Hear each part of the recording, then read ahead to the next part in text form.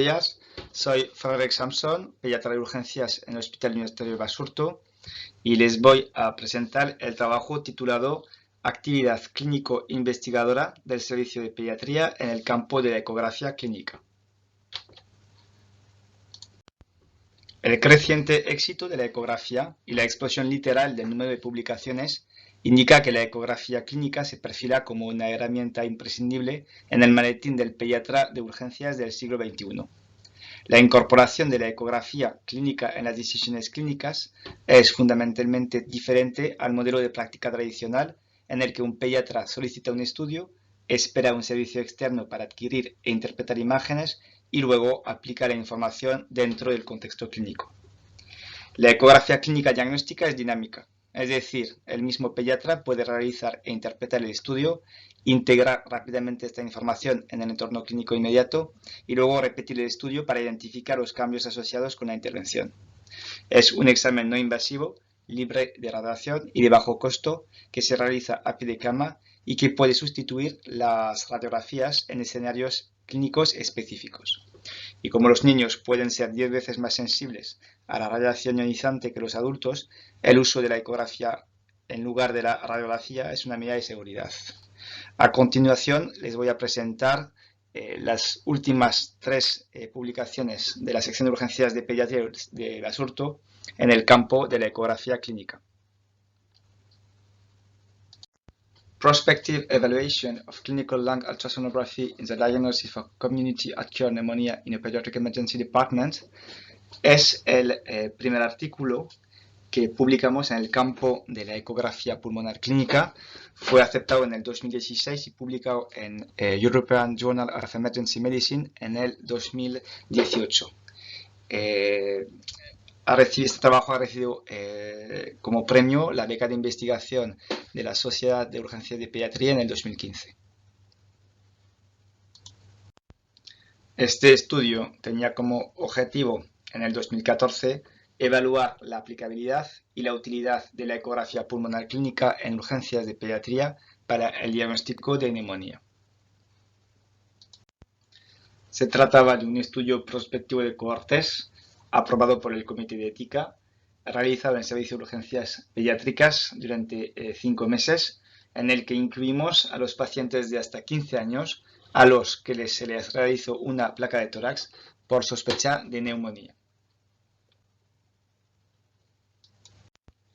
A los pacientes incluidos, un pediatra formado les realizaba una ecografía pulmonar en la urgencia sin previa visualización de la placa de tórax. Independientemente de los resultados obtenidos con la prueba diagnóstica adicional, que era la ecografía, las decisiones terapéuticas se tomaban de acuerdo a la exploración física y los hallazgos de la radiografía de tórax. El diagnóstico de confirmación, el gold estándar, se basaba en la interpretación de la placa de tórax por 2 radiólogos independientes utilizando los criterios de la OMS. Estaban cegados a los resultados de la auscultación pulmonar y de la ecografía clínica. El estudio, por tanto, se centraba en el diagnóstico de neumonía típica al detectar una consolidación pulmonar con broncograma en la ecografía y una consolidación o infiltrado alveolar en la radiografía de tórax.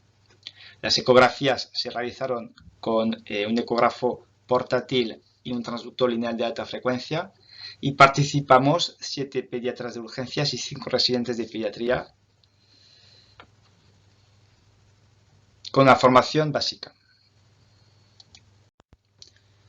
De los 7.200 pacientes atendidos durante los 4 meses de estudio, se les realizó a 314 una placa de tórax por sospecha de neumonía.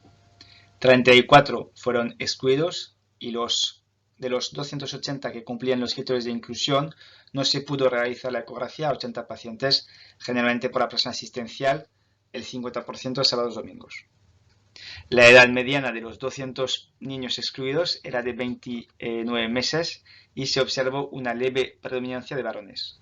El 90% presentaba fiebre, 37% desde hace más de 72 horas y el 50% presentaba taquipnea en el triaje y el 42% tenían hipoventilación y o crepitantes localizados en la auscultación pulmonar. Dato a tener en cuenta fue que a estos niños de 2 años y medio de media se les había realizado en el sistema público de salud una media de 2,5 radiografías, de las cuales 1,4 eran placas de tórax y eso previamente el estudio. Con la ecografía pulmonar identificamos 74 pacientes con consolidación pulmonar y broncograma, de los cuales los radiólogos objetivaron una consolidación o infiltrado alveolar en 68 y los 6 restantes resultaron ser falsos positivos. De los 126 pacientes en los que no se objetivó consolidación pulmonar y broncograma ecográfico, los radiólogos tampoco identificaron una consolidación o infiltrado en 109. Los 17 restantes resultaron ser falsos negativos. Estos datos nos permiten realizar un análisis cuantitativo de la precisión diagnóstica de la ecografía pulmonar. Así se obtiene una sensibilidad del 80% y una especificidad del 95%. Volviendo a los 6 falsos positivos, 4 eran pacientes con fiebre de más de 72 horas y crepitantes localizados, en los que se identificó una consolidación de más de 10 milímetros con broncograma dinámico, 3 retocardíacas. A los 4 se los diagnosticó de neumonía por la alta sospecha clínica y se les trató con amoxicilina. Los otros 2 eran asmáticos con fiebre y presentaban una consolidación con broncograma estático subjetiva de atelectasia. En cuanto a los 17 falsos negativos, las 5 imágenes informadas por los radiólogos con consolidación también fueron detectadas en la urgencia por el pediatra que había hecho la ecografía, por lo que repitió la ecografía identificando a posteriori una consolidación pulmonar en 3 casos, 2 en zona axilar, 1 en zona paracardíaca, siendo en los 2 casos restantes la ecografía a posteriori normal. Concluimos que pediatras de urgencias con experiencia limitada en ecografía eran capaces de identificar lesiones pulmonares subjetivas de neumonía. Los motivos por los que no se detectaron algunas consolidaciones, como descritos en la literatura, fueron por localización en áreas de difícil acceso, consolidación que igual no está en contacto con pleura y falta de experiencia. En algunos casos podemos pensar que la ecografía fue capaz de identificar auténticas neumonías que no se vieron en la radiografía de tórax. Nuestros datos de sensibilidad y especificidad de la ecografía para detección de consolidación pulmonar con broncograma coincidían con los datos de la literatura. Por lo tanto, apostamos por el desarrollo de la ecografía pulmonar clínica en urgencias, viendo que su implementación era factible. También lo veíamos como una alternativa prometedora para el diagnóstico de sospecha de neumonía para reducir la exposición de los niños a las radiaciones ionizantes y también quizás para reducir el abuso de antibióticos. El segundo artículo que publicamos en el campo de la ecografía clínica desde la sección de urgencias de pediatría fue el siguiente: The Utility of Clinical Ultrasonography in Identifying Distal Forearm Fractures in the Pediatric Emergency Department. Fue aceptado para la publicación en el 2017 y publicado en European Journal of Emergency Medicine en el 2019. Ha recibido el premio a la segunda mejor comunicación oral larga en el Congreso de la Sociedad de Urgencias de Pediatría del 2017. Partiendo de la base que las fracturas son frecuentes durante la infancia, especialmente las fracturas de huesos largos, que la radiografía ósea es considerada la prueba de elección para el diagnóstico de fractura de hueso largo en niños y que el empleo de la ecografía clínica como método diagnóstico era bastante reciente, teniendo la ventaja de poder realizarse a pie de cama, ser fácilmente reproductible y no emitir radiaciones ionizantes, decidimos realizar este estudio cuyo objetivo era evaluar la precisión de la ecografía clínica para el diagnóstico de fracturas de tercio distal de antebrazo. Se trataba de un estudio prospectivo de cohortes realizado en la sección de urgencias de pediatría durante 6 meses e incluía a los pacientes menores de 15 años a los que se les realizaba una radiografía por sospecha clínica de fractura de hueso largo de tercio inferior de antebrazo. La ecografía ósea la realizaba uno de los 2 investigadores, un pediatra de urgencias o una residente de primer año con una formación básica tanto en ecografía como en traumatología en sus respectivos turnos. Los investigadores estaban cegados a los resultados de la radiografía y se obtenían imágenes en dos planos por lo menos, dorsal y lateral y o palmar. Se consideraba fractura una disrupción o irregularidad de la cortical objetivada durante la exploración del hueso. Por ejemplo, aquí una interrupción cortical y aquí también una irregularidad que se corresponde con la fractura en rodete.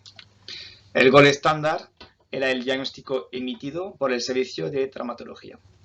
Y las ecografías fueron realizadas con un ecógrafo portátil de la marca Sonosite con un transductor de alta frecuencia, un transductor lineal.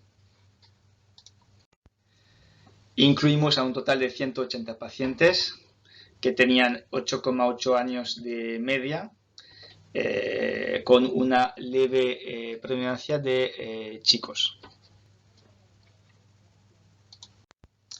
De los 180 pacientes incluidos, 77 tenían fractura, lo que corresponde a 100 huesos fracturados, porque 77 tenían fracturas de radio, pero 23 tenían también asociada una fractura de cúbito. También de estos 77 pacientes con fractura, 23 tenían una deformidad suficiente para precisar reducción, o bien en quirófano o bien en urgencias. En cuanto al tipo de fracturas y centrándonos en las de radio, en las 77, el 58 eran fracturas metafisarias incompletas, 14 fracturas metafisarias completas y 5 epifisiolisis. El gol estándar siendo el diagnóstico emitido por el servicio de traumatología en base a la radiografía de tórax, identificamos 7 falsos positivos y 6 falsos negativos. Por lo tanto, obtuvimos una sensibilidad de 93,9% y especificidad del 97,3% en la detección de fracturas por ecografía.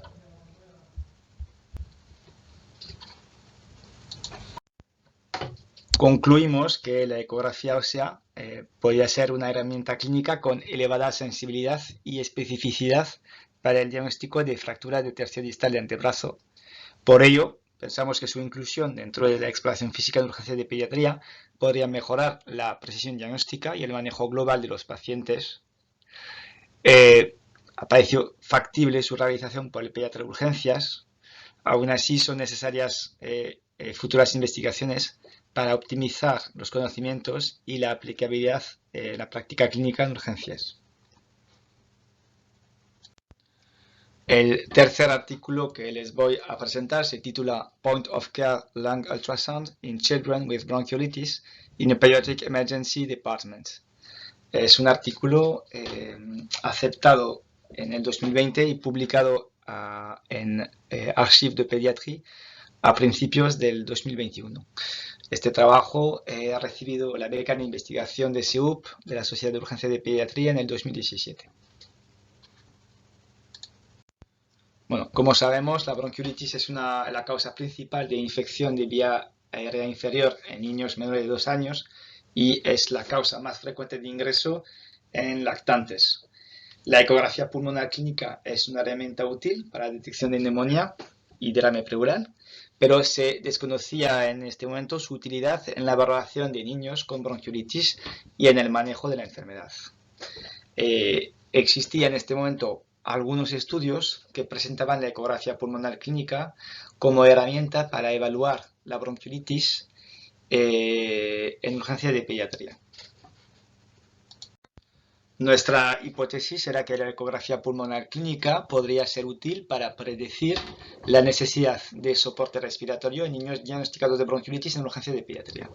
Y nuestros objetivos eran los siguientes: describir los hallazgos ecográficos en niños con bronquiolitis, analizar su asociación con datos demográficos, clínicos y necesidad de soporte respiratorio y analizar la concordancia interobservador.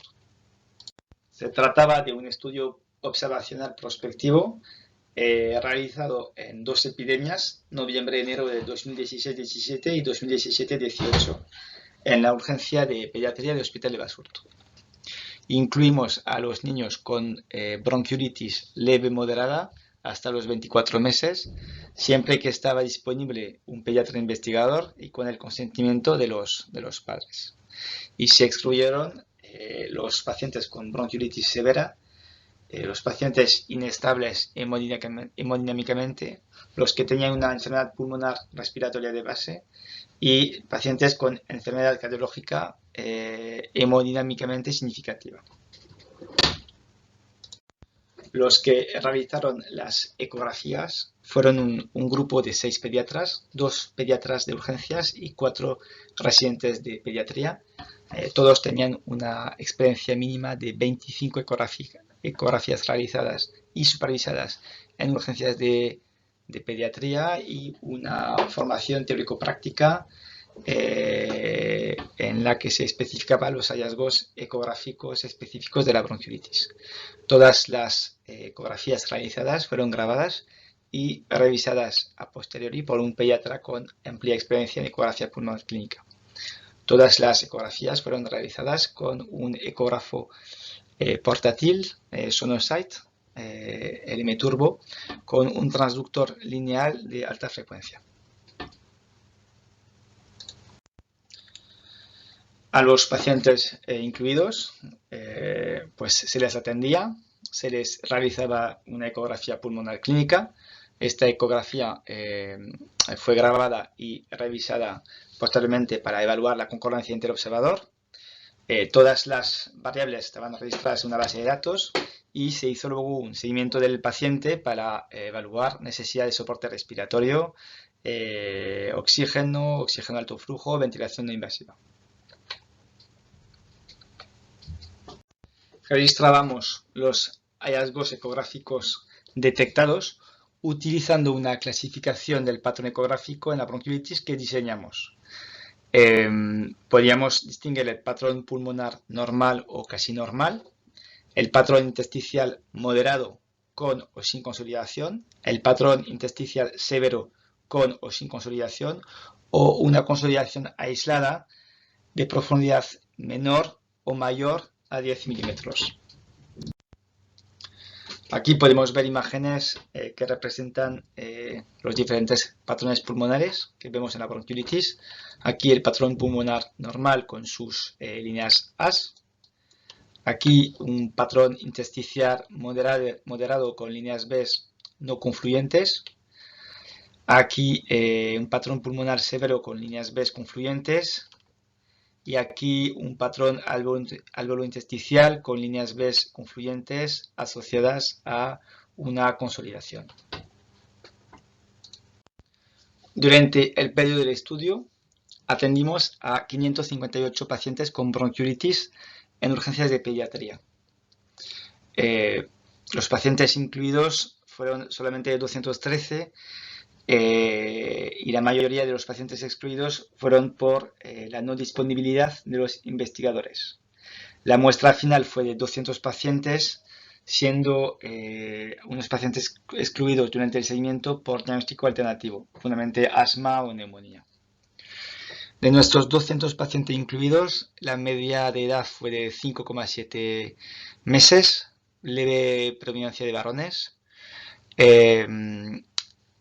El 70% tenía un score clínico leve, un 30% moderado.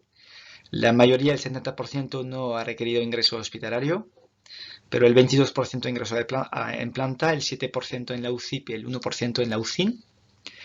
El 88,5% no ha requerido soporte respiratorio, pero el 7,5% ha requerido oxígeno alto flujo, el 4% solamente ventilación invasiva, eso al ingreso, y a las 48 horas el 83% seguía sin necesitar oxígeno, pero el 9% necesitaba oxígeno o alto flujo y el 8% ventilación no invasiva.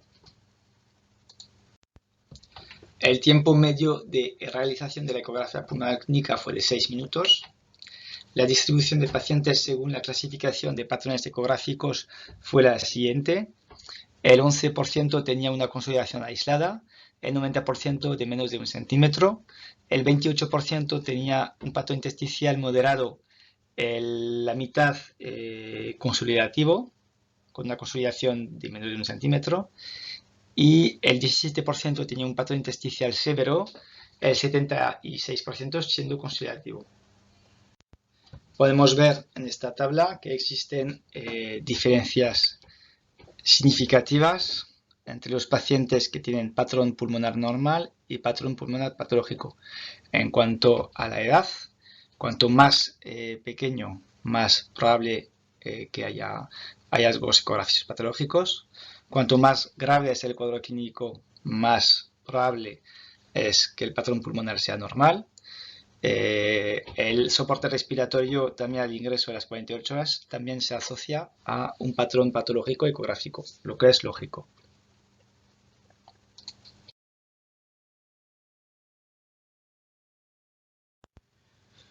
En cuanto a las limitaciones de nuestro estudio, una es inherente a la naturaleza subjetiva de la bronquiolitis, con resultados difícilmente reproducibles.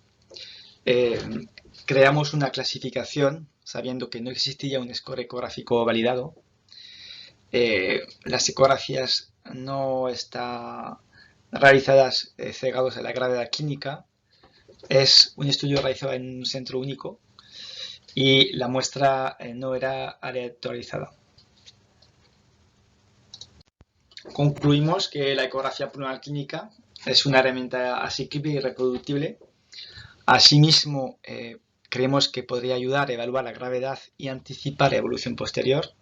No obstante, se precisa mayor evidencia para determinar el papel de la ecografía pulmonar clínica en niños con bronquiolitis en los servicios de urgencias de pediatría.